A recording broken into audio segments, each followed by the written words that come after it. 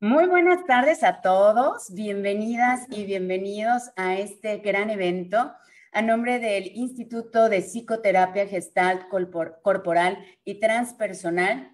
Es un gusto para mí darles la más cordial de las bienvenidas en el marco de la celebración de este 30 aniversario de este instituto y se ha preparado este congreso, el cual se ha denominado Evolucionando en el Camino de la Vida, un congreso internacional de psicoterapia corporal y humanista que en esta ocasión se lleva a cabo vía online. Y para dar inicio, voy a cederle el uso de micrófono a la anfitriona del evento, Mirna Luz Molina Ramos, la fundadora de este Instituto de Psicoterapia Gestalt Corporal y Transpersonal, quien nos hará el honor de presentar a nuestro primer ponente de este congreso. Adelante, Mirna.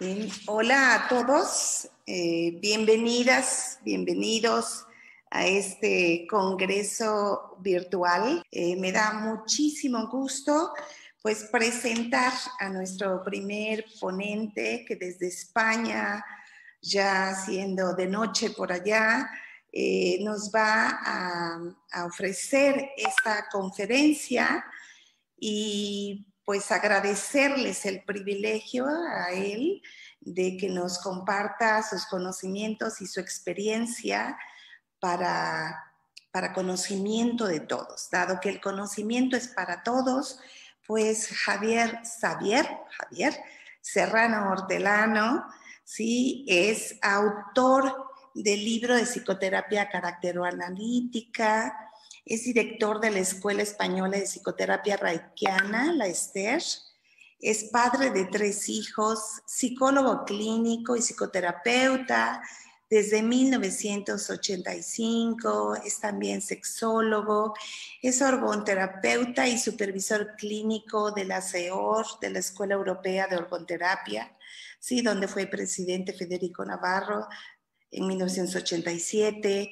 Él es psicoterapeuta caracteroanalítico, supervisor y docente internacional de la ESTER, de la Escuela Española de Psicoterapia Reikiana, miembro de distintas asociaciones y escuelas europeas de psicoterapia y sexología, autor de decenas de artículos y varios libros especializados en intervención preventiva, como el libro de Contacto, Vínculos, Separación, Ecología Infantil, que escribió con Maite Pintuaga, e Intervención Clínicos, la psicoterapia breve caracteroanalítica, profundizando en el diván reikiano y la psicoterapia caracteroanalítica. Y bueno, pues le damos la bienvenida a Xavier, pues para que nos comparta, para que nos dé la primicia, ¿no?, de la conferencia inicial de este congreso. Bienvenido, Javier.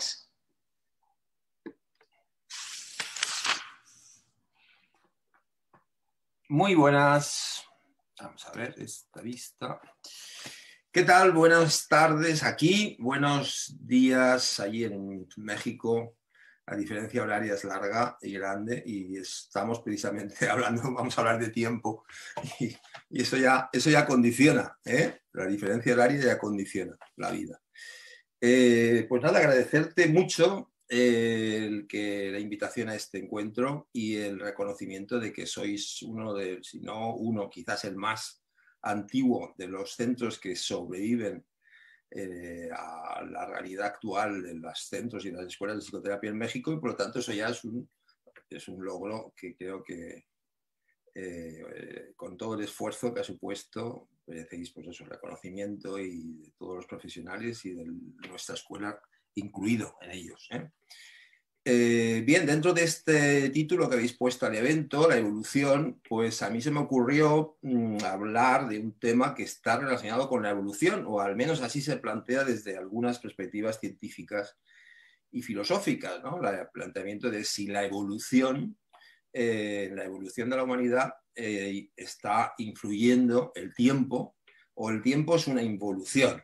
Pero claro, ¿de qué tiempo hablamos y qué es el concepto de tiempo? pues tanto la ciencia como la filosofía han utilizado muchos textos, muchas líneas, miles de páginas y de libros al respecto, y por tanto yo no voy a hacer aquí ni un resumen ni una aportación novedosa seguramente. Yo voy a intentar, mi novedad, por así decirlo, va a ser aportar algunas de estas reflexiones, aplicarlas al campo de la psicoterapia, que es aquello en lo que, como sabéis, pues estoy especializado hace muchos años. Y bueno, ese es un poco mi objetivo, ¿no? El planteamiento, el recuperar el concepto de tiempo y espacio y existencia, y aplicándolo a nuestro oficio, al oficio del psicoterapeuta.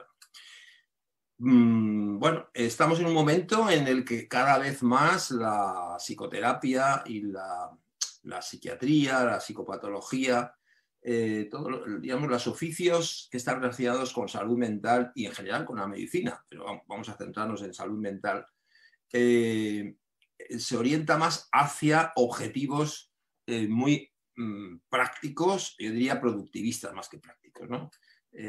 Cada vez más pues, se intenta pues, evitar y reducir síntomas, cada vez se mecaniza más el oficio, se incorpora más a la visión médica no del médico antiguo, sino de la medicina actual, de la medicina tecnológica. Y por tanto, de hecho, pues en muchos países, pues psicología, psiquiatría son considerados, pues eso, de la rama científica. Claro, esa separación entre rama científica y la rama de letras y la filosofía es lo que ya Jaspers, que fue precisamente uno de los primeros grandes psicopatólogos, aparte de filósofo existencial, como sabéis, pues cuestiona en uno de sus libros básicos, dice, no se puede separar la filosofía de la ciencia. Y estamos separándola. Y él ya lo advirtió, si separamos la filosofía de la ciencia, de cualquier ciencia, estamos perdidos. ¿Por qué? Porque estamos perdiendo aquellos aspectos propios de la identidad del ser humano, entre ellos esos conceptos de Dasein, esos conceptos de espacio, de tiempo, de existencia. Bueno, pues eso cada vez se ve más, esa profecía, digamos, que Jaspers plantea hace ya casi un siglo, casi, ¿sí? Pues se está viendo, se está observando. Y creo que es una tendencia que debemos de evitar, porque deshumaniza. Es un proceso que va deshumanizando y nuestro oficio creo que es precisamente el de abordar los conflictos humanos y los conflictos que están asociados a la existencia del ser humano. Marinov hablaba en su libro de Más Platón menos Prozac hace también algunos años, esa necesidad de volver a la filosofía y menos al fármaco, pero es cierto también que, como decía Marx, la filosofía en gran medida se ha dedicado a pensar sobre el mundo y sobre la existencia, y él decía, lo que hay que hacer es transformarla. Entonces el psicoterapeuta, considero que como los psicoterapeutas, las psicoterapeutas, debemos de plantearnos tener como objetivo de nuestro oficio precisamente el de ayudar a transformar, a evolucionar, a transformar aquello que podemos, que es los procesos humanos, ¿no? El cómo, pues bueno, ahí está la diversidad, ¿no?, de los modelos, pero yo creo que ese punto debe ser común, es uno de los aspectos que debía de definir y de ayudar a la identidad de la psicoterapia y sobre todo del oficio del psicoterapeuta, ¿no? El de transformar, el de facilitar esa evolución de los procesos vitales y, por tanto, para ello hay que tener en cuenta la globalidad del ser humano. Y en esa globalidad del ser humano, un aspecto es la característica sintomática que en un momento determinado lleva a manifestarse de una determinada forma el sufrimiento. Pero el sufrimiento emocional muchas veces es silencioso. El sufrimiento emocional no siempre se manifiesta con síntomas. O los síntomas con los que se manifiesta, que muchas veces son somatopsíquicos o psicosomáticos, no se asocian al sufrimiento emocional, se desvirtúa y no se ve. ¿Por qué? Porque no se está viendo la globalidad del ser. Y cuando aparecen esos síntomas, muchas veces esos síntomas están hablando del sufrimiento emocional. Y nosotros lo entendemos como una perturbación en nuestro día a día que nos impide llevar una cotidianidad y funcionar. Funcionar en el sentido productivista y social normativo de la palabra. no funcionar en el sentido vital de la palabra. Y bueno, yo creo que toda la alternativa y lo que aporta y lo que ha ido aportando la corriente de la psicología históricamente, ¿no? La corriente de la psicología existencial, de la psicología influida por la fenomenología de Merleau-Ponty, de Jaspers, por la corriente existencialista de Heidegger, de filósofos franceses como Sartre, pues junto con la alternativa de la psicología humanista, de lo que serían luego las ramas que de ahí se desarrollan y que aporta Reich, Wilhelm Reich como gran maestro dentro del psicoanálisis, donde se introduce ya lo somático, es decir, el cuerpo en su globalidad, no solamente el discurso teórico, y de ahí todas las ramas de psicoterapia corporal actuales, pues bueno, que este congreso está reflejando. Creo que es una alternativa que hay que tener muy presente y que todos los psicoterapeutas, todos los profesionales de la salud mental deberían tener muy presente, sobre todo en los momentos actuales en los que estamos viviendo una sociedad que globalmente, un ser humano, una especie humana que globalmente está perdida, quizás más que nunca, en el sentido en que tiene más posibilidades que nunca, y esas posibilidades se le están llevando a la autodestrucción del propio planeta, de su propia casa, de su propio hogar y por lo tanto de la existencia. Entonces estamos en un momento en el que ecológicamente hay un gran riesgo y nosotros como profesionales que trabajamos con lo humano y con lo vivo no podemos estar al margen de eso. No podemos decir, no, pero eso es cosa de políticos, eso es cosa de los militantes de la ecología o de los ecologistas. Nosotros somos momias de diván, momia por lo de las telarañas que no sabe por estar sentado tanto tiempo, ¿no? Ahí al lado del paciente o escuchando. O somos agentes sociales, somos personas que conocemos y por nuestra experiencia, por lo que observamos, por lo que sentimos, por lo que percibimos, conocemos las causas del sufrimiento y por tanto sabemos la conexión que hay entre ese sufrimiento y la forma de vida y las dinámicas sociales y las dinámicas económicas y las dinámicas políticas y las dinámicas geofísicas, incluso de tipo de electromagnético, es decir, las ondas mismo, ¿no? La cantidad de influencia que tiene en nosotros la radiación, la pequeña radiación en la que estamos sometidos todos los días, ¿no? Todo eso está influyendo en nuestro ser y está produciendo ¿qué? Está produciendo algo fundamental, que es mermar nuestras capacidades humanas. Mermar nuestras capacidades humanas, ¿qué significa? Llevando un poco al terreno de la conferencia, pues que el tiempo, nuestro tiempo de vida, se banaliza, se pasa a una dinámica de cuantificación.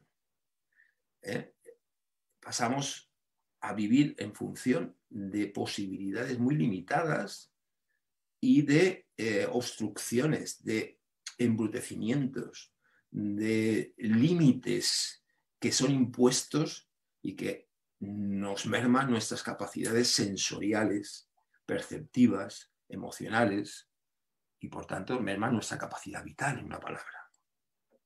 Sin necesidad de que haya una enfermedad siquiera. La patología, la enfermedad llega en un momento determinado, pero ya hay, como decía Reich, ya estamos enfermos desde el momento en que no somos capaces o no podemos desarrollar nuestras potencialidades, de que nuestra alegría de vivir, nuestra capacidad de expansión se ve limitada. Reich empezó y comenzó a hablar de la neurosis caracterial. Neurosis caracterial, no neurosis actual o psiconeurosis o neurosis de angustia, no. Caracterial significa la propia conducta, es decir, nuestra propia forma de estar en el mundo nos lleva a no poder expandir nuestras propias capacidades personales y humanas. Y ese límite ya es enfermedad.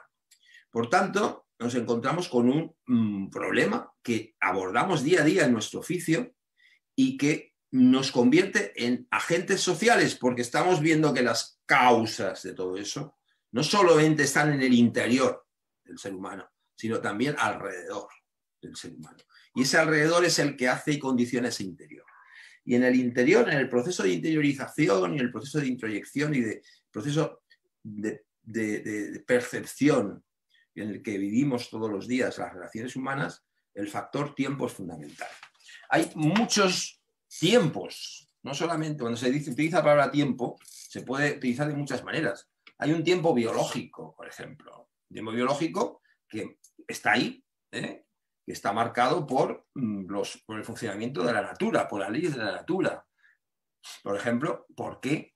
Planteamiento de por qué nuestro latido prácticamente viene a ser una media de un latido por segundo. ¿Por qué las dinámicas peristálticas se producen de determinada manera?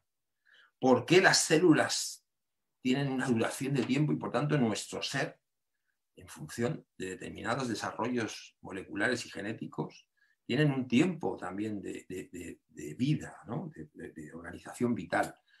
Bueno, todo eso lo marca una temporalidad cuantitativa. Es decir, que realmente el reloj que es importante. Y es importante porque nos recuerda la realidad de nuestra existencia. Pero como decía Bergson, también hay una forma importantísima de vivir el tiempo, que es el tiempo subjetivo, el tiempo asociado a la vivencia. Henry Bergson, sabéis que fue un experto en el análisis del tiempo, de este concepto, y fue precisamente uno de los filósofos que influyó en Reich de manera determinante, sobre todo en su juventud, en la juventud de Reich. ¿Por qué? Porque de alguna manera él asocia tiempo, existencia y fuerza vital. Es decir, proceso, aquello que nos une y nos vincula a todo lo vivo. El Ellen Vittel decía, ¿no? Entonces, bueno, pero eso que funciona, eso que nos une, lleva un movimiento. Y ese movimiento, ahí viene ya la ciencia, ¿no? Cuando dice, bueno, ese movimiento está asociado con el paso del tiempo o no hay tiempo. Lo eterno tiene tiempo o no tiene tiempo. ¿En base a qué el ser humano y cómo forma parte de todo lo vivo?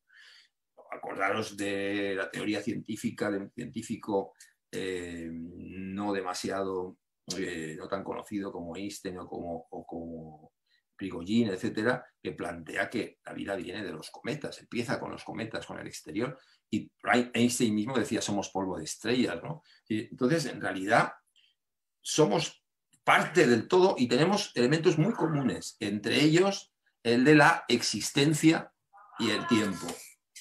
Entonces, esto nos lleva a plantearnos, bueno, ¿y qué tiene que ver ese tiempo y esa existencia con la psicoterapia, con nuestro oficio, con aquello que se implica también un timing? Y tenemos un tiempo de realidad clínica que ya marca nuestro trabajo. Una de las cosas que más me mermaba en mi intervención pública era precisamente el marcaje, que sigue estando ahora, del tiempo con cada paciente. Eso sigue ocurriendo. Tienes por cada paciente, a nivel salud pública me refiero, pues te dan 10 minutos, te dan 15 minutos. ¿Y te lo da quién? Pues la organización, digamos, el espacio, la sanidad o el jefe de área o el centro de salud donde estés trabajando. Te dicen, no, tienes 10 minutos para ver a un paciente. Y tú te planteas, bueno, ¿y qué hago con 10 minutos? ¿Cómo puedo abordar el sufrimiento de esta persona con 10 minutos? Y yo sufro. Entonces, paradójicamente, el que sufre soy yo, por ver que no puedo realmente facilitar ni ayudar a esa persona con 10 minutos. Entonces, eso marca el tiempo, ¿no? Es el tiempo cuantitativo en nuestro propio espacio terapéutico. Limita nuestra evolución, nuestra transformación, y esa es una de las particularidades. Pero fijaros, hay otro tiempo que está fuera de esa consulta y que no es solo biológico, que es el tiempo de reloj todavía y que condiciona nuestra realidad. La casualidad, la coincidencia de que en el mismo lugar dos vehículos se encuentran por distintas carreteras y colisionan, y dentro de ese vehículo hay personas que en ese momento mueren por segundos. Por segundos, ese encuentro se produce. Y como eso, tantas circunstancias, ¿no? El tiempo en el que en un momento determinado tienes un fallo cardiovascular y la ambulancia o la ayuda médica tarda 2-3 minutos más de lo que te hubiera permitido recuperarte. El tiempo, el reloj está ahí. Pero junto a eso, que nos marca la temporalidad y por lo tanto nos está recordando, tenemos un tiempo. Tenemos un tiempo también en psicoterapia, tenemos un tiempo en nuestro día a día libre de trabajo, tenemos un tiempo de trabajo y eso condiciona nuestra vida también, porque ¿cuánto tiempo dedicamos a lo que sea? Y la gestión del tiempo pasa a ser el foco de angustia de muchas personas. Muchas personas llegan a la consulta ya con esa angustia existencial del tiempo. Dentro de la hipocondría, uno de los aspectos que aparece es ese. En algunos hipocondríacos. Otros hipocondríacos lo evitan completamente porque está también el miedo a reconocer esa temporalidad y por lo tanto la muerte. Porque temporalidad y muerte están ahí, están vinculados, ¿no? Y en ese sentido, la propia forma dentro de la psicopatología, pues el cuadro que marca la patología, la psicopatología, está también condicionando nuestra forma de percibir tiempo y espacio y por lo tanto existencia. Y nosotros nos enfrentamos todos los días y acompañamos todos los días esa realidad, tanto dentro de la patología como dentro de la normalidad caracterial de la persona que está perdida, de la persona que no tiene claro cuál va a ser su futuro y que por lo tanto sufre solamente por el hecho de saber que tiene un tiempo de vida y no sabe cómo utilizarlo para su propio beneficio en todos los sentidos, fundamentalmente en el sentido vital de la palabra. Y eso, como diría Monod en un plano más cósmico, ya es el físico, el científico Monod, y bueno, es que el azar está jugando un papel muy importante ahí. Y es cierto, el azar juega un papel muy importante en nuestras existencias.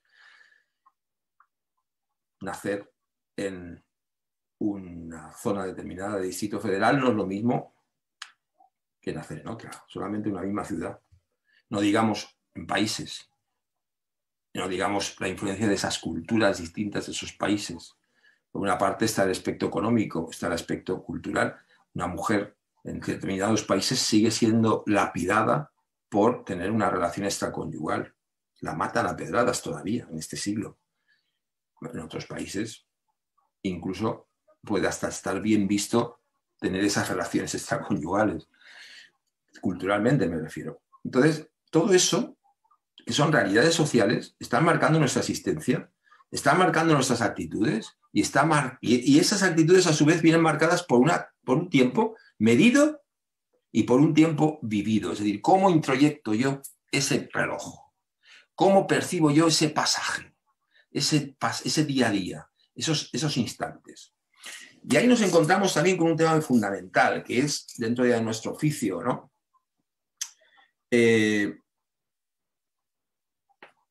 ¿Cómo podemos dar alternativa a esa limitación que tenemos de tiempo a la hora de atender los pacientes, de atender a las personas, en relación a nuestra propia vida? Porque evidentemente muchas veces nuestro oficio es muy tentador y nos lleva a olvidarnos de que también nosotros somos tiempo.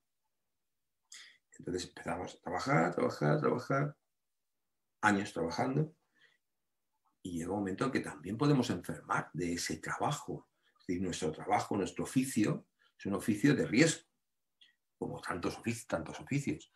Pero por lo pronto el riesgo principal es que nos olvidemos de nuestra propia regulación, de nuestra propia gestión del tiempo. De ese tiempo que necesita ¿qué? Ese tiempo que necesita expansión, y esa expansión significa relación, esa relación significa encontrarnos con los afectos, vivir con los afectos, intercambiar emociones, intercambiar pareceres, intercambiar diálogos, intercambiar placeres, y en esos placeres está la sexualidad, está el compartir, la complicidad del cuerpo y de los cuerpos, el baile de los cuerpos amados y, por tanto, entrar un poco en lo que es la danza cósmica de la vida, ¿no?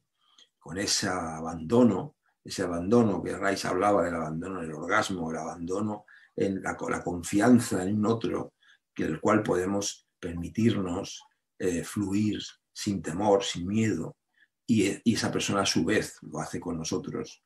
Y esas experiencias, como dirían los poetas, muchos poetas lo han dicho, el propio Octavio Paz tiene unos versos muy bonitos, unos textos muy bonitos al respecto.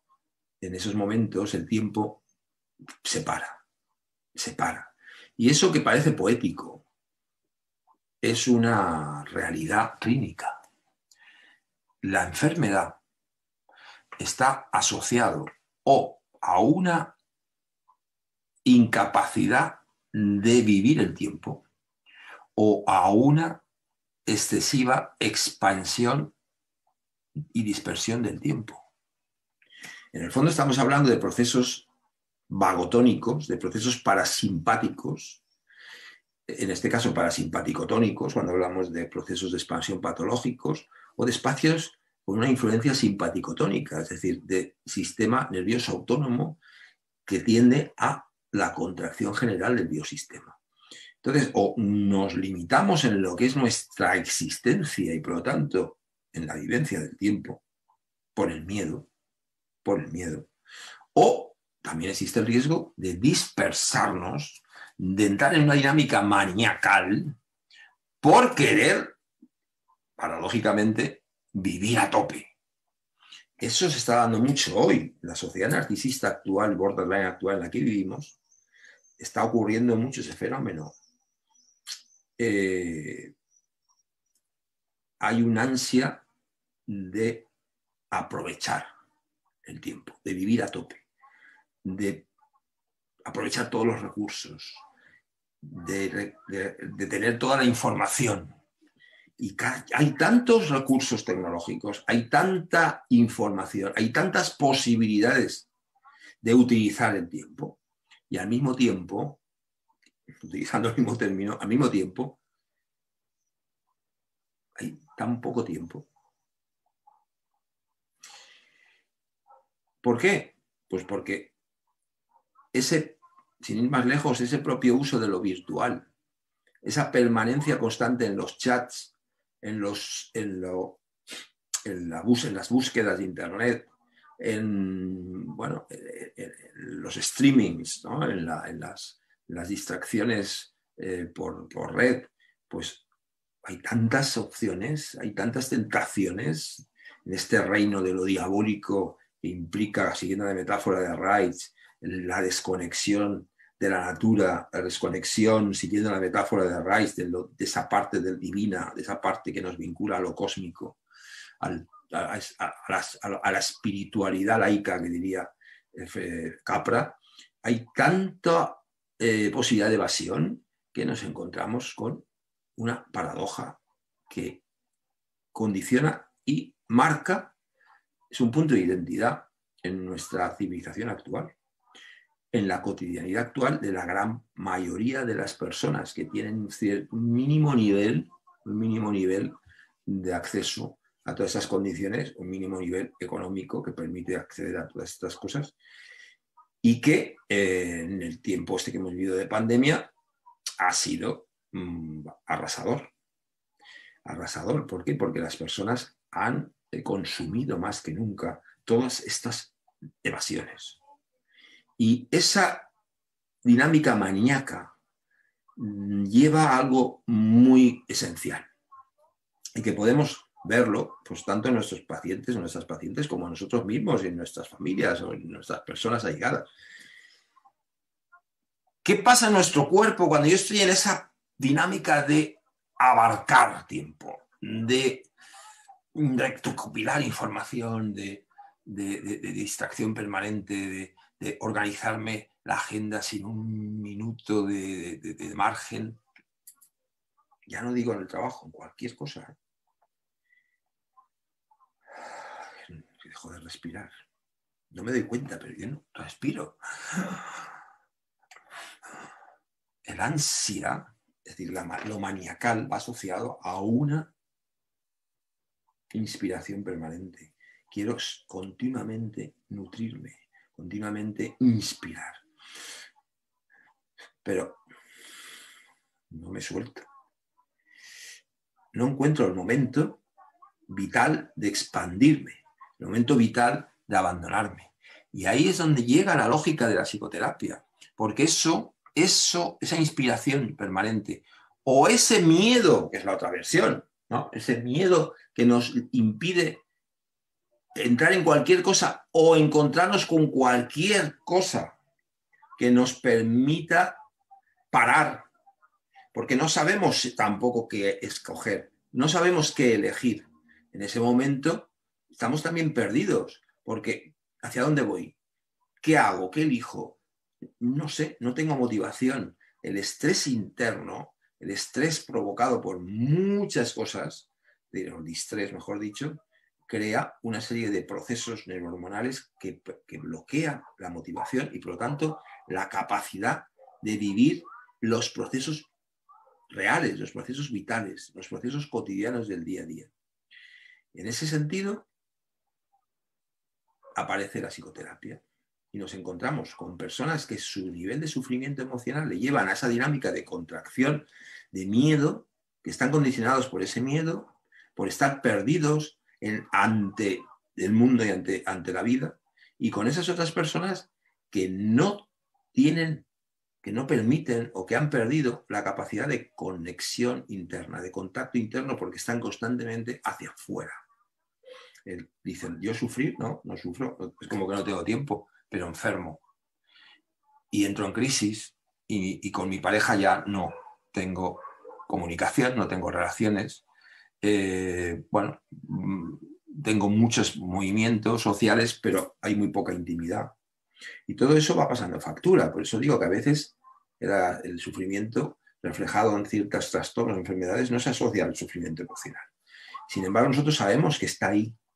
Sabemos que esa base de angustia existencial o esa base de constante evasión y dispersión, ese consumo emocional y psíquico permanente, que nos hace no parar, también enferma. Y ahí vamos un poco a la lógica dialéctica de la síntesis de los opuestos, ¿no?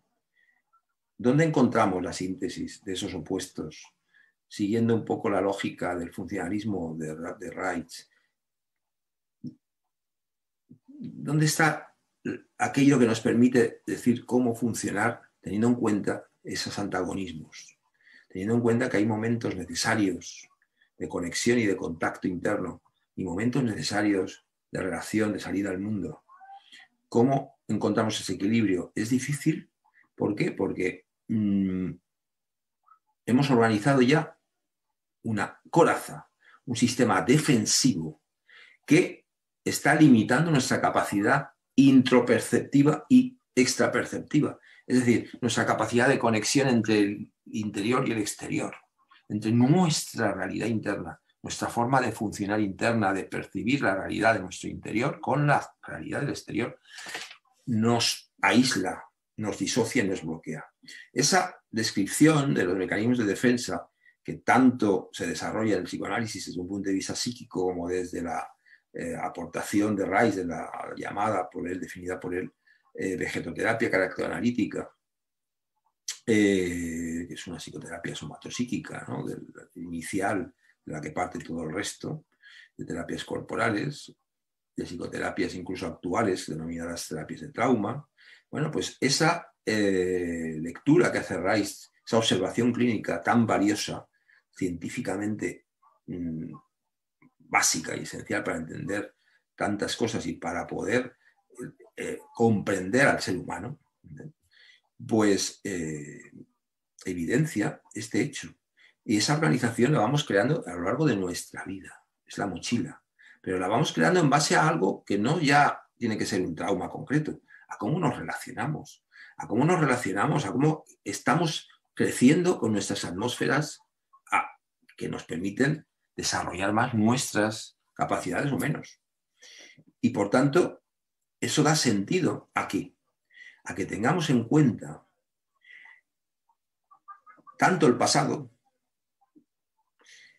como el futuro. ¿Por qué? Porque realmente el presente, hay muchas personas que dicen, no, hay que vivir el momento, hay que vivir el presente, pero es que el presente no existe. El momento que yo estoy diciendo presente, ya estoy en el futuro. Es una paradoja también. Yo estoy viviendo, estoy hablando aquí ahora, pero lo que he dicho hace 2 minutos ya es pasado. Y lo que estoy diciendo ahora ya es futuro. Entonces, presente tiene que estar asociado, sobre todo, al reconocimiento de nuestra historia. Yo soy más capaz de poder vivir el momento que es futuro, pero que podemos didácticamente, pedagógicamente determinar como el espacio concreto que mi conciencia está ahora determinando, en base a que yo también voy contemplando mi historia.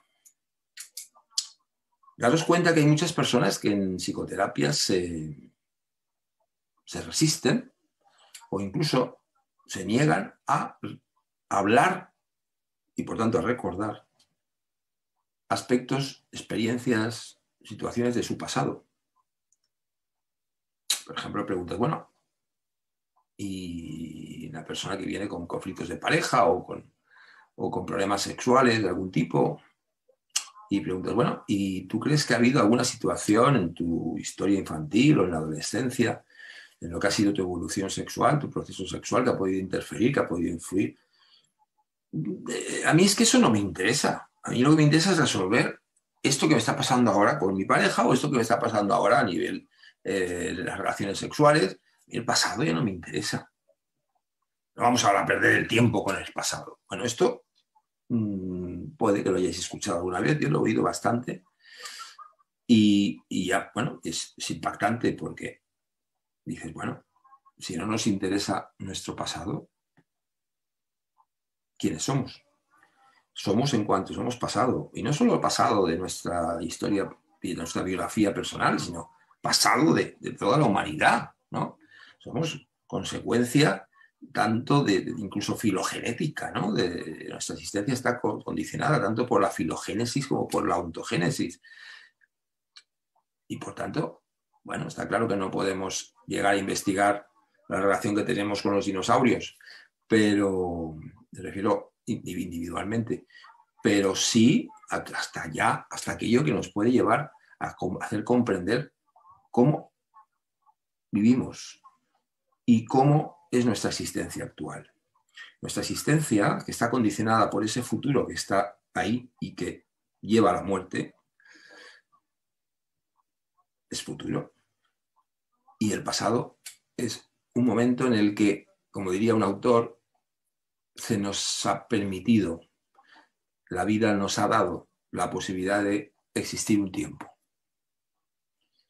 Sobre esto hablaba Fernando Savater, el filósofo español, en uno de sus textos. Decía, bueno, a fin de cuentas, no sabemos nada de nuestra existencia, con certeza, pero sí sabemos que tenemos un tiempo para vivir esta existencia. Bueno, conscientemente, pues venga, a ello, ¿no? ¿Y qué hacemos con esta existencia? Esa es la gran pregunta de la filosofía. Y yo creo que tiene que ser también de la psicoterapia.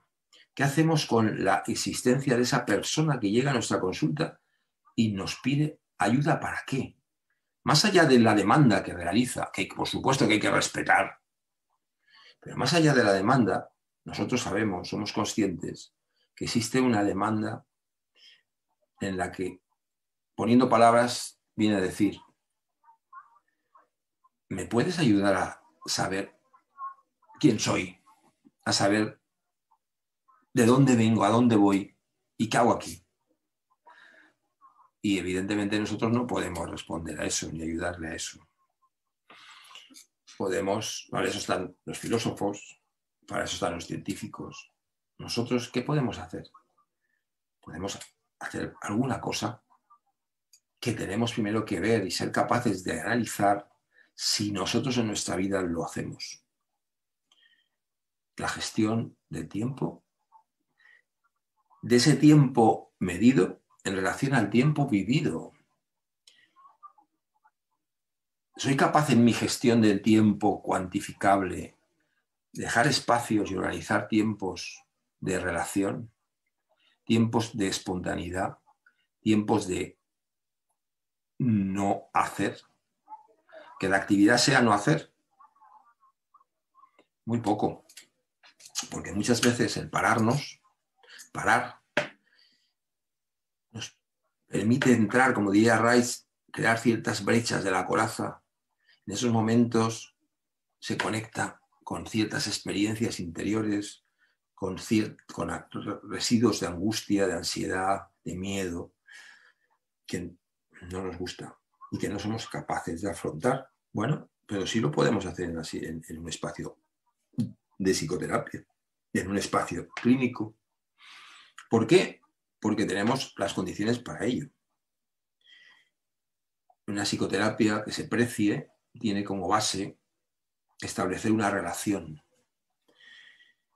No hay conciencia del tiempo si no hay espacio y si no hay un otro o una otra.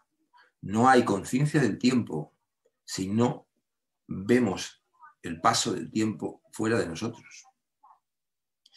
En un espacio de vacío de eternidad, la conciencia del tiempo sería muy limitada. No es imaginable en nuestra cabeza, como tantas cosas por nuestro psiquismo, pero en realidad el tiempo lo sabemos que ocurre porque vemos qué pasa a nuestro alrededor y establecemos relación. Y en la psicoterapia, en el espacio clínico, establecemos relación. Y esa relación humana que establecemos no puede estar cuantificada solo con el tiempo.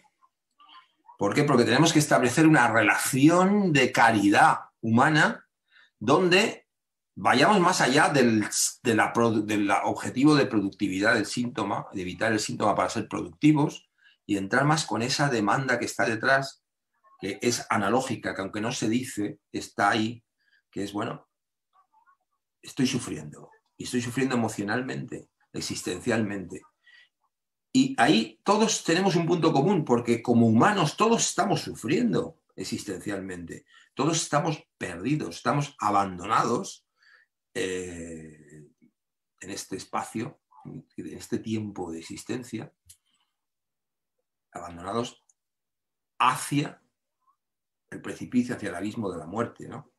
El planteamiento del final, que a partir de ahí cada cual puede tener sus creencias y verlo como un proceso de transformación, como un proceso de evolución. Perfecto, eso son creencias personales, pero la realidad es que hay una temporalidad que finaliza, una temporalidad vital que finaliza con esa experiencia de muerte, que no deja de ser una experiencia y que hay que cuidar, evidentemente, y es muy importante la experiencia del morir, si se puede, igual que la experiencia del nacer. Y esa temporalidad es cuidada, es la que tenemos que llevar a cualquier circunstancia de nuestra vida. No vamos a poder ayudar en aquello que nosotros tampoco sabemos, ni podemos dar respuestas, pero sí podemos ayudar a aquello que nosotros y nosotras, en principio, intentamos practicar y realizar en nuestra vida, que es el cuidado, que es el mimo, que es el silencio, que es la meditación, que es la observación, que es el encuentro, que es el diálogo, que es la relación afectiva, como digo, la sexualidad, etcétera, etcétera. Sí podemos ayudar a que la persona sea más capaz de vivir todo esto, que todas estas cosas que hacen, como decía antes, paran subjetivamente un poco el tiempo, nos permiten respirar más profundo y afrontar con una mayor capacidad de goce ese tiempo que tenemos delante, ese futuro que se nos presenta delante. Porque ni vamos a estar tan contraídos ni con tanto miedo, ni vamos a estar tan maníacos ni tan dispersos. Y vamos a saber de crear un equilibrio que nos permita ser funcionales, es decir, funcionar para vivir. Para vivir significa para poder introyectar de una manera más cualitativa lo que la existencia nos da. Y lo que la existencia nos da dentro de los límites y de la realidad que tiene cada uno a nivel social, a nivel laboral, a nivel profesional. ¿Cómo podemos aprovechar ese tiempo desde una posición de calidad? Y ahí se plantea un tema importante, y con esto ya voy terminando, y es los medios que tiene el psicoterapeuta para llegar a ese objetivo.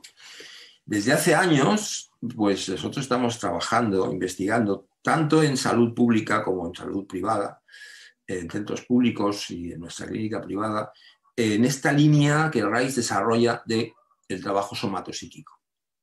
Y hemos ido organizando espacios de aplicación de estas leyes que nos dicen cómo reducir el embrutecimiento de nuestras corazas, de nuestras defensas, primero a través de un contacto de las mismas, después a través de un reblandecimiento progresivo, que esto lleva tiempo y es un proceso de tiempo, pero cómo facilitar en poco tiempo mejoras mínimas para que pueda haber un cierto contacto con nuestra realidad y una mayor capacidad de gestión de nuestros procesos vitales y por lo tanto de nuestra existencia y por lo tanto de nuestros tiempos.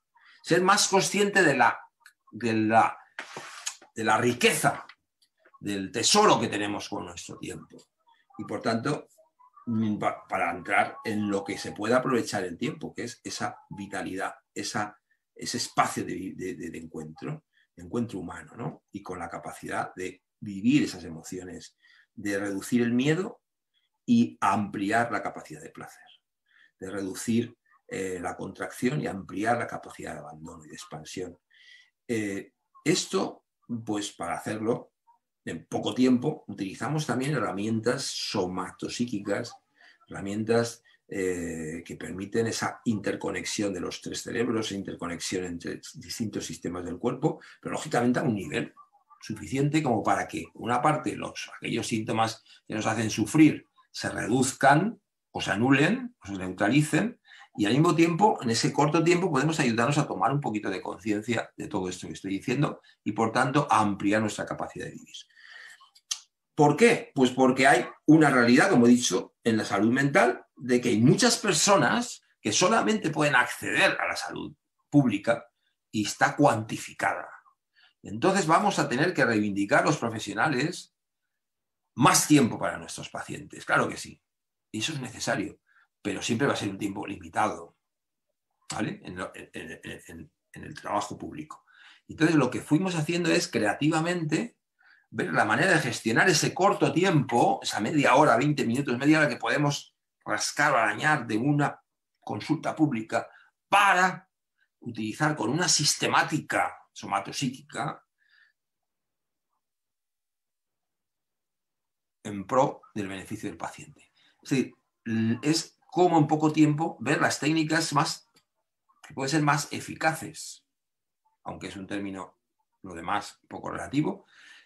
Yo diría investigar constantemente cuáles pueden ser esas herramientas más eficaces, que necesariamente tienen que ser de corte y de orientación psíquica, cognitiva, pero también hay herramientas que tienen que venir del ámbito de lo somático, del ámbito de lo biofísico, de lo biológico, incluso asociándolo ¿a qué? A las emociones, a las pulsiones, a los afectos. Todo eso forma parte del mundo interno que va más allá del lenguaje de lo cognitivo. Entonces, eso hay que introducirlo, pero claro, en un tiempo breve hay que tener una sistemática que nos permita tener en cuenta el reloj. 10 sesiones, 12 sesiones. Bueno, pues esto es lo que se plantea ya en la orientación psicoanalítica, en este dilema, ¿no?, del timing del encuadre. El timing del encuadre nos permite tener una organización en la que los objetivos se deben de cuantificar. Y por eso, como he dicho a lo largo de la conferencia, tenemos que tener muy en cuenta los dos tiempos. Ninguno de los dos ni es malo ni es bueno. Existen. Tenemos que cuantificar y dentro de la cuantificación viene la calidad y viene la intentar vivir de una manera plena ese tiempo del que disponemos, y la terapia, el encuadre, el setting de la terapia es un reflejo de ello. Tiene que ser el reflejo de cómo vivimos y tiene que ser el reflejo de cómo podemos cambiar. Y por eso en la psicoterapia, tanto breve, con un tiempo limitado, como luego en la psicoterapia profunda, que sigue la línea de la vegedoterapia, donde ya no hay un timing concreto, solamente el timing del tiempo de la sesión, pero no del proceso. Ahí, por tanto, podemos ya entrar, respirar más profundo, abandonarnos más, para entrar en contacto de una manera más plena con esas dinámicas existenciales, ese reconocimiento de nuestra historia, ese reconocimiento de cómo nuestra historia está en nuestra piel, está en nuestras células, está en nuestras emociones, está en nuestras pulsiones reprimidas y cómo tiene que haber un proceso, un lugar donde poder compartir esa existencia y guiado y ayudado por un profesional que nos da esas herramientas para ampliar esa conciencia y esa percepción que nos va a permitir gestionar de una manera más cualitativa nuestro tiempo cuantitativo. Y ese es el objetivo que marcamos y que tenemos muy presente, el timing, el setting, en la psicoterapia tanto breve como profunda que tiene esta tendencia somatopsíquica que sigue la línea de Wright, Federico Navarro, de otros discípulos, y que yo he definido, he dado una identidad, un nombre propio de psicoterapia caracteroanalítica, y donde la escuela que represento hemos ido organizando e introduciendo todos aquellos elementos de la psicoterapia breve, psicoterapia profunda, atención en crisis, aplicándolo a trabajo individual de parejas, etcétera, teniendo muy presente estas coordenadas. Y eso es este objetivo de la psicoterapia en general y del oficio del psicoterapeuta en particular. Es un modelo más de otros modelos que hay que pretende, como agentes sociales, introducir aquellas herramientas más actuales que tienen que venir del futuro. Es decir, estamos en ello para conseguir esos objetivos más cualitativos, de vida más plena, de relaciones más plenas y de una humanidad más humana. Porque somos agentes sociales que tenemos en cuenta la crisis mundial, la crisis planetaria, y tenemos que poner nuestros medios para que ese intento de radicalizar el cambio, de poder recuperar nuestro planeta con el poco tiempo que queda, y ahí viene de nuevo el tiempo cuantificado, nos podamos dar una alternativa. Y tenemos los medios para darlo a nivel clínico, a nivel individual y también a nivel social, dentro de la intervención preventiva, porque conocemos las causas de la enfermedad emocional y del sufrimiento del ser humano que lleva en gran medida a esa pérdida de contacto, a esa individualización extrema, a ese consumo salvaje, a esa dispersión de atención y a esa destrucción del planeta y del humano. Este es el reto y esto es lo que yo planteo en la conferencia de hoy. Y para quien queráis, como ha dicho al principio nuestra directora y colega, aquí está el último libro que he publicado con la ayuda de mis colegas de la escuela y que podéis encontrar en México. Si os interesa, ahora os pasaré la dirección donde podéis conseguirlo en México o a través de la página web. Bien, vamos a dejar unos 10 minutitos para turno de palabras. Y aquí aparece nuestra eficaz auxiliar. Gracias, Javier. Por aquí la gente es súper entusiasmada de escucharte. Tenemos más de 80 personas que te han seguido a lo largo de esta hora y están agradeciendo tu tiempo. Nos están saludando de muchas partes de México, incluso de fuera de México. Y por aquí tienen algunas preguntas para ti que me encantaría compartirte. Amalia Grajales nos dice, ¿cómo saber que un paciente es asintomático de sufrimiento emocional? Pensando en esta realidad pandémica y en esta transformación humana. Pues eso nos llevaría otro gran tiempo para poder disertar. Una muy buena pregunta, muy elaborada y así muy breve.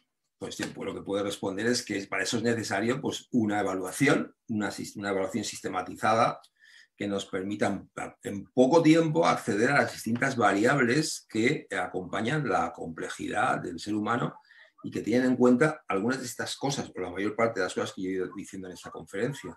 Nuestro equipo, a lo largo de estos años, ha intentado, y bueno, tenemos elaborada esa sistemática que definimos como DIDE, diagnóstico diferencial estructural, y que es un diagnóstico somatopsíquico, una evaluación somatopsíquica con distintas pruebas, tanto cognitivas como proyectivas, como neurovegetativas, etcétera, y que ayudan a que más allá del síntoma nos acercamos a conocer la globalidad lo más posible, la globalidad del ser, es decir, la lógica que lleva a esa persona a sufrir, la percepción que acompaña ese sufrimiento, el silencio que acompaña ese sufrimiento y las manifestaciones que las manifestaciones que hablan de ello, manifestaciones que son tanto de tipo cognitivo, de tipo, digamos, de investigación psicológica, como de investigación somática, neuromuscular, respiratoria, es decir, hay diversas variables que nos indican ahí ello, ¿no? Y en este tiempo de pandemia, evidentemente, se han agudizado algunas de esas tendencias, entre ellas la disociación, la desconexión, que a su vez es una oportunidad para poder darnos cuenta de la importancia de la relación. Hemos estado tiempo sin relación directa y estamos, de hecho, ahora estamos aquí, que está muy bien tener esta posibilidad de utilizar la tecnología, pero también qué bonito es el poder ahora al final darse un abrazo o poder intercambiar palabras, poder intercambiar direcciones, irse a tomar un vino juntos, ¿no? Pues eso, hasta ahora hemos tenido un año y es un tiempo cuantificado muy grande para el ser humano y sobre todo de determinadas edades que ha hecho que se haya sufrido, o sea, solamente por este factor, una vez más por el factor tiempo. No es lo mismo 2 meses de una crisis como esta que todo un año, ya año y medio que llevamos, ¿eh? Mira, por aquí nos dice también Mirna Vergara, entonces si la terapia está determinada con 1 hora de terapia, yo como psicoterapeuta, si doy más tiempo a un consultante, ¿sería sano para ambos o no? Sobre eso hay mucho escrito, mucho hablado y creo que es algo que se sigue hablando, es decir, el timing en la psicoterapia, ¿no? Es decir, hay que ir un poco a la lógica de las acciones. ¿Por qué se hace algo? Nosotros tenemos que intentar entender por qué se hace algo, no porque lo diga el manual o el vademecum, porque entonces estamos de nuevo yendo a la visión médica, mecanicista de usted haga esto en estas circunstancias y olvídese, hágalo porque es lo que hay que hacer. Bueno, pues no, es decir, ¿por qué? Y se debe de cuestionar todo. Entonces, bueno, pues hay modelos que, por ejemplo, pues trabajan en terapia breve, utilizan 20 minutos. Otros, pues en una psicoterapia habitual, pues trabajan con 45 minutos. Otros modelos, como el nuestro, en ocasiones utilizamos 1 hora y media de trabajo en algunas sesiones somatopsíquicas. Entonces, bueno, la lógica está en qué objetivo tenemos y qué necesitamos para cubrirlo. No solamente cuantificando el tiempo de una sesión, sino cuantificando el tiempo que pronosticamos para poder abordar un trastorno o una demanda o un objetivo clínico. Y por eso es importante el timing, porque yo creo y considero que tanto incluso desde el punto de vista clínico como deontológico, los profesionales debemos de dar tiempos en nuestros tratamientos. Debemos de orientar, de dar información de lo que está haciendo esa persona con nosotros, de lo que estamos haciendo con esa persona, y en eso está el tiempo, porque es tiempo de su vida y de la nuestra. Entonces, bueno, ¿qué objetivo vamos a tener? ¿Cuánto espacio y tiempo vamos a ocupar? Y a eso le tenemos que dar una lógica. A partir de ahí, bueno, pues damos un encuadre, 1 hora, pues como si damos 1 hora y media. Lo importante es que el contrato, el acuerdo con el paciente esté claro y tenga un sentido. Ahora, una vez se establece el contrato y el acuerdo, el timing es importante respetarlo, porque estamos respetando el tiempo de cada uno. Porque yo después de esa sesión, con mi tiempo voy a hacer otras cosas. Esa cuantificación del tiempo es coherente con la realidad que vivimos existencialmente. Estamos recordando que las cosas tienen un tiempo, que no se puede caer en la laxitud de dejar, porque luego no tenemos las coordenadas espaciotemporales. Y la característica del ser humano en evolución es tener muy en cuenta las coordenadas espaciotemporales. Algunos trastornos como extremos ya, como la psicosis o pues, ciertas patologías psicóticas, es precisamente donde se observa que no hay espacio-tiempo, no se computa esto. Está muy bien como experiencia, por ejemplo, experiencias de estados alterados de conciencia como experiencia, pero no como algo continuado, porque no tenemos la capacidad para ello ni la asistencia para ello. Entonces creo que es coherente dar un timing, dar un tiempo determinado para las sesiones y para la terapia, para el proceso en general. Por eso nosotros hablamos de procesos breves y procesos profundos, y la persona tiene la información y acuerda esa información y a partir de ahí ese contrato se respeta, tanto en el tiempo como en la economía, como en la deontología. Y eso pasa a ser una relación estructurada. Y si estructuramos la relación, estamos estructurando una realidad que permite libertad. Porque donde no hay estructura no hay libertad. Pero eso es otro tema, otra conferencia. Pues hay varias preguntas. Amalia Grajales quiere saber algo más personal. Nos dice, ¿cómo es para usted hoy el tiempo con sus pacientes? Asociado el tiempo a la antigua normalidad, todo en presencial. ¿Cómo es la compañía virtual? ¿Cuál es mejor? ¿Es una adaptación? ¿Es una tendencia? ¿Cómo ser psicoterapeuta corporal en pospandemia?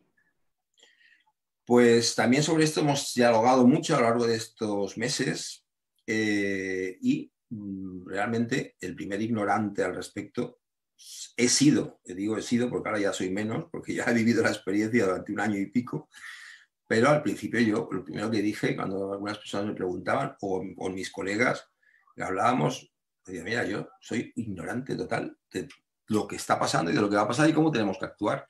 ¿Por qué? Porque yo no lo he vivido nunca. No lo hemos vivido nunca esto en nuestra existencia. Por tanto, lo primero que creo que había que hacer y que hicimos fue partir de la ignorancia, a diferencia de otras posiciones, ¿no?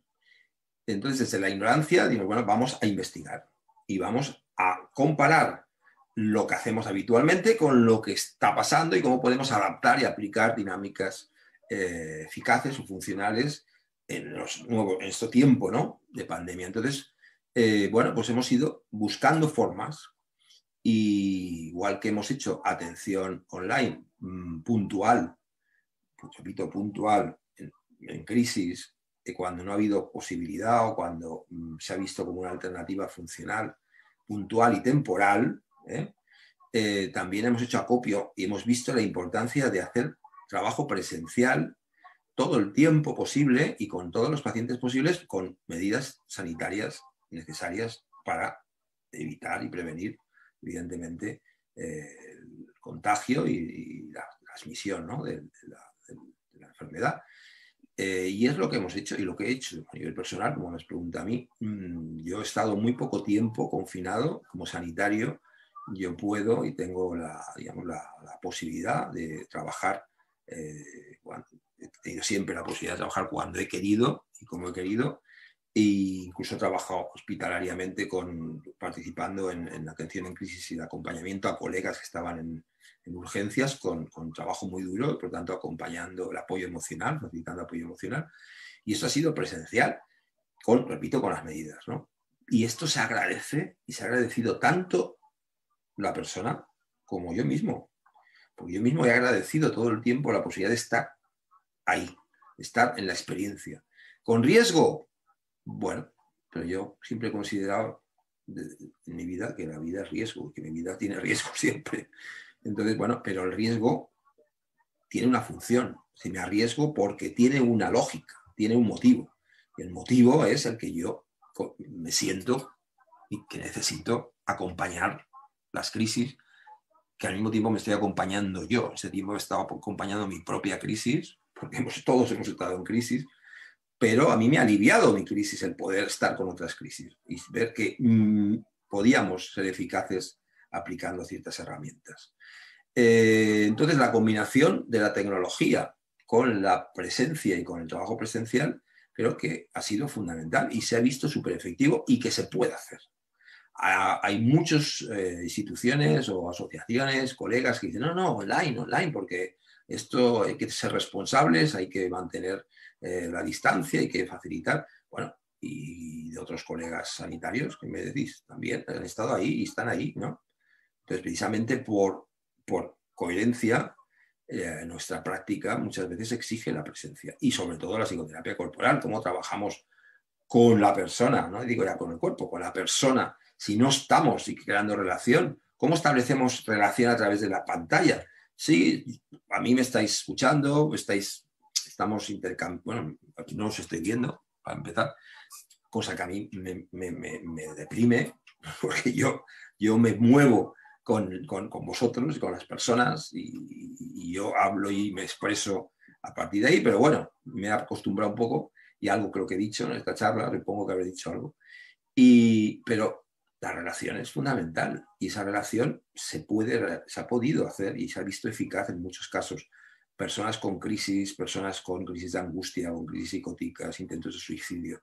Tantas personas que hemos visto y hemos tratado, digo hemos porque siempre yo hablo de equipo clínico, que es con el que trabajo y con el que tenemos, que han recibido nuestra atención, nuestra ayuda y eso ha sido muy gratificante. Y afortunadamente no hemos tenido ninguna consecuencia clínica perturbadora para nosotros o nosotras. Bien, pues muchísimas gracias, Javier, por estar con nosotros una vez más. Una hora de existencia, una hora de existencia. Sí, una hora de tu existencia para nosotros, digo, para el instituto, para nosotros, para todo el público y para todos los que te verán posteriormente, pues todos los que entren después a ver la conferencia. Entonces, te agradezco profundamente, muchísimo, todo este tiempo, todo este conocimiento, todo esto que nos aportas a los que nos dedicamos a la salud, ¿no? A la salud mental o somatopsíquica, ¿sí? Y que pues queremos hacerlo bien, porque, bueno, para nosotros mismos y también para los demás.